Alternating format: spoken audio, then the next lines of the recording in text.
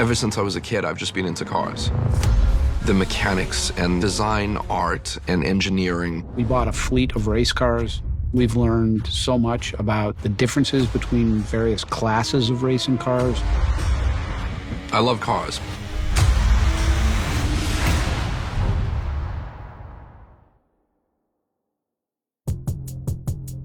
From day one, Neil has said that the people that are going to come out and see this movie will tell if we've cheated. And buying real GT cars, it was a little bit of a challenge just in the budget to figure out what we could afford. These cars require constant maintenance.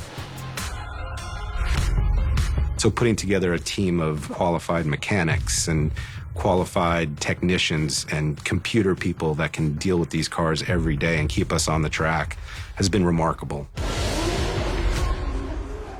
The movie's sort of broken into several categories with cars. We start at the GT Academy with one class of cars. GT Academy is where the kids learn how to actually drive. And in this scenario, I was adamant that they were Nissan GTRs, where in reality, they were actually Nissan 350Zs, which to me are not as interesting as GTRs. So in this movie, they're all GTRs. And the performance division of Nissan is called Nismo. And so the Nismo GTR is the pinnacle road-going version of the car. So that's what the kids were learning on. And we move into cars that are known as GT3s, and there's a whole GT3 racing circuit. His first race is the FIA GT3 certified category of racing, which is road cars that you would recognize modified for racing. So GT3s would include Lamborghinis, everything that visually you're used to as sports cars, and one of those is a Nismo GTR, obviously heavily modified. These GT3 cars are actually purpose-built for racing. The shell looks like the road car, but underneath looks nothing like you'd drive on the road. There's roll cages, obviously, and there's no extra seat in the car. So even though it's got space for two, there's only one driver in that car at any time. To some degree, the chassis and the structure beneath the familiar lines of the exterior of the car are actually engineered from the ground up as race cars. So the audience will see the road-going GTR that they train in, then they see the GT3, in Jan's case, GTR. And then there's a whole bunch of other GT3 cars that are just appealing. We have the amazing Ford GT, which is incredible. Kappa, the villain, is driving a Lamborghini Huracan, and the Huracan GT3 is obviously modified.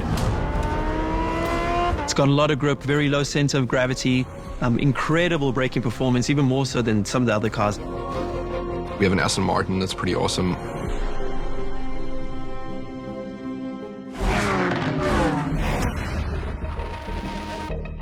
Then we move on to cars that look like they're sort of similar to Formula One looking cars, but they may look a little more like spaceships. And these are the LMPs. Those cars go, over 200 miles per hour and are extremely nimble in the corners. And also when they race for a 24-hour period, there's a lot of miles put on them over that period of time. So they're both workhorses and lightning fast. In the third act, you have GT3s competing against LMPs, and then you have LMP1s, which are open prototypes. There's very few restrictions placed on those. So LMP1 is insanely high performance, then LMP2, which is almost double the speed of the GT3 cars, and then at the lower category, you have GT3. So in real life and also in the movie, Jan is competing in LMP2. And those look like proper custom-built race cars. I mean, their only purpose is to race. We would get notifications when cars have arrived, and we would all run downstairs to the picture car warehouse and just stare at these cars and these amazing machines that we've put together. Neil fought tooth and nail to make sure that we had the right cars. The cars in the film are incredible.